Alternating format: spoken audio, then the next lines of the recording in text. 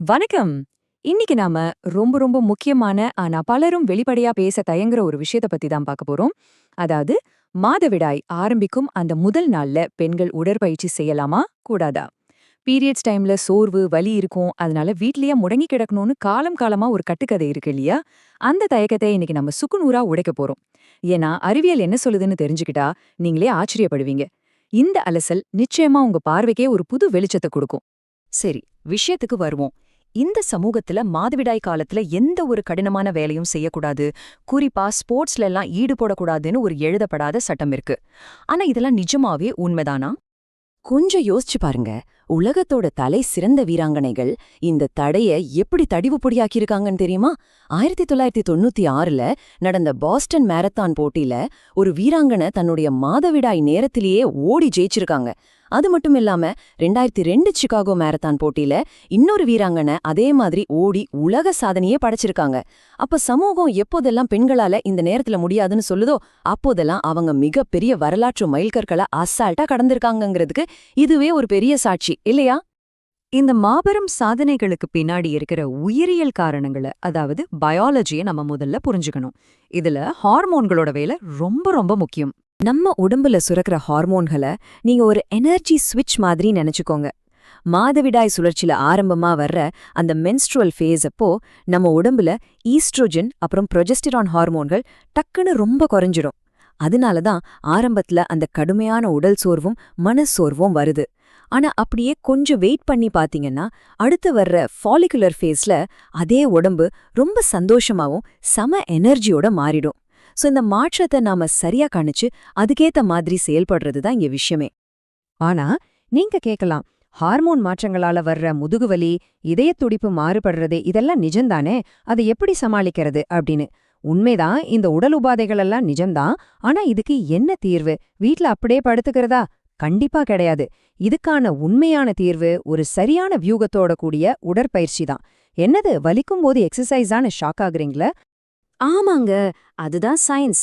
உடற்பயிற்சி எப்படி எதுக்கு ஒரு சூப்பர் தீர்வா முடியும்னு நாம இப்ப பார்ப்போம். மாதவிடாய் வலியை முறியடிக்கிறதுக்கு மிகச் சிறந்த வழியே உடம்ப சுறுசுறுப்பா வச்சுக்கிறது தான். நீங்க உடற்பயிற்சி செய்யும்போது உங்க உடம்புல ஒரு இயற்கையான மேஜிக் நடக்குது.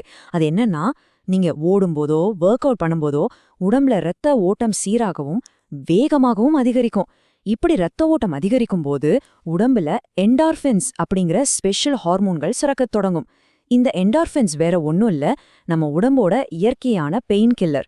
இது எந்த ஒரு மாத்திரையும் இல்லாமலேயே உங்க வலிய தானாகவே குறைச்சிடும். ஒரு கடினமான ஒர்க் அவுட் எப்படி ஒரு இயற்கையான வலி நிவாரணியா மாறுதுன்னு பாத்தீங்களா?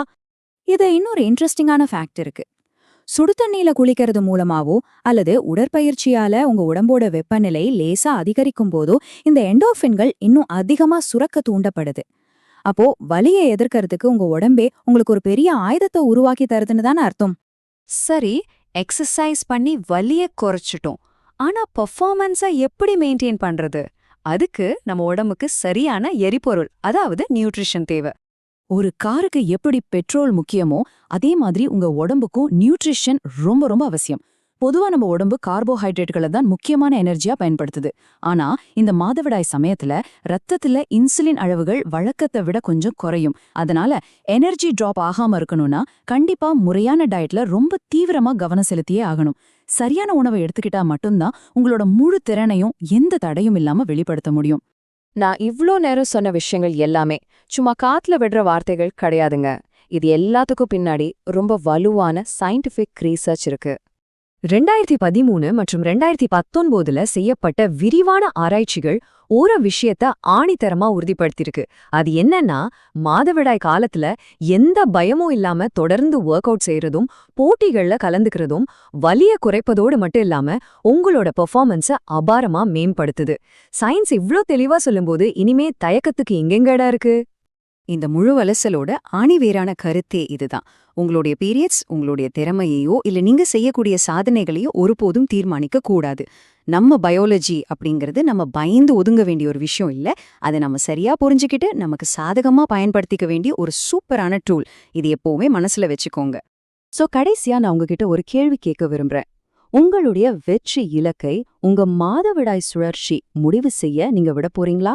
இல்ல அந்த தடைகளை எல்லாம் சுக்கு நூறா உடைச்சிட்டு உங்க இலக்க நோக்கி வேகமா ஓட போறீங்களா? உங்க உடம்ப பத்தி இன்னைக்கு நாம கத்துக்கிட்ட விஷயங்கள் உங்களுக்கு கண்டிப்பா ஒரு புது கான்ஃபிடன்ஸ கொடுத்திருக்கோன்னு நம்புறேன். உங்களோட வரம்புகளை தாண்டி சாதிங்க. இதே மாதிரி இன்னொரு செம்ம சுவாரஸ்யமான அலசலோடு உங்களை வந்து சந்திக்கிறேன். அதுவரைக்கும் டேக் கேர்.